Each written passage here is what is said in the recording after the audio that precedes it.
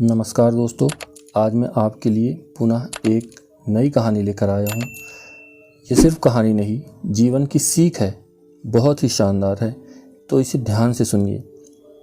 पहले खुद राम तो बनो। तो चलिए शुरू करते हैं। आप मेरी बात तो सुनिए, सुनंदा ने कहना चाहा, लेकिन सुमेश ने उसे बाहर करते हुए कहा, मुझे कुछ नहीं सुनना। इस घर में अब तुम्हारे लिए कोई जगह नहीं है। और भड़ाक से दरवाज़ा बंद कर लिया। सुनंदा को कुछ समझ नहीं आया, क्या करे, कहाँ जाए। उसने एक फ़ोन लगाया और पूरी बात बताई। उधर से आवाज़ आई, आप यहीं आ जाइए। अगले दिन सुमेश से मिलने उसका मित्र अंकित आया तो देखा कि सुमेश नशे में धुत बैठा था। पास में 2 बोतलें रखी थी और गिलास लुढ़की पड़ी थी। अंकित ने पूछा, यार भाभी कहाँ है? सुनकर वह फट पड़ा, नाम मत लो उस उल्टा का। परसों रात भर पता नहीं कहाँ अपना मुंह काला करती रही। मैंने उसे घर से निकाल दिया। तुमने कारण नहीं पूछा? पूछने की ज़रूरत क्या थी? कह वह बोतल की बची शराब भी गटक गया। अचानक सुमेश को कुछ याद आया। उसने अंकित से पूछा, अब तेरी पत्नी की तबीयत कैसी है?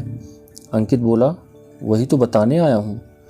परसों रात अचानक अनु की तबीयत बहुत बिगड़ गई। मैंने तुझे ऑफिस में फ़ोन लगाया, लेकिन तूने नहीं उठाया। तो फिर सुनंदा भाभी को फ़ोन किया। वह तो बहुत घबरा गई। उन्होंने ही डॉक्टर को मेरे घर का पता बताया और मेरे घर आ गई। उन्होंने भी तुझे 4-5 फ़ोन किया था। तेरे से बात न होने पर वो बेचारी बहुत परेशान थी कि तेरे साथ कोई अनहोनी तो न हो गई है।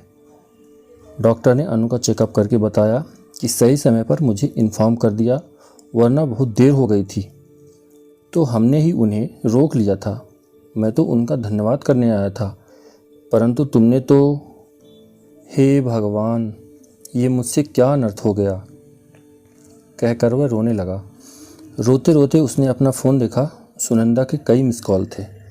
साइलेंट मोड पर होने के कारण उसने नहीं सुना। वह अपने को कोसने लगा।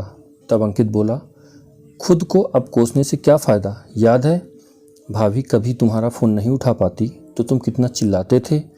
उन्हें बिना बताए कहीं चले जाते, देर रात घर लौटते। कभी कभी तो तुम अगली सुबह आते, लेकिन उन्होंने कभी तुमसे कुछ नहीं कहा। वो तुम पर विश्वास करती थी। इसी विश्वास पर तो वो उस रात हमारे घर ठहर गई थी, लेकिन तुमने तो उन्हें अपनी बात कहने का एक मौका तक नहीं दिया। लानत है तुम पर। अरे पत्नी का त्याग कर देने से कोई राम नहीं बन जाता। श्री राम में धैर्य था, व्यवहार में सौम्यता थी, क्रोध तो उन्हें कभी छुआ भी न था। तभी तो वो पुरुषोत्तम कहलाए। सीता की इच्छा रखते हो तो पहले स्वयं राम तो बनो।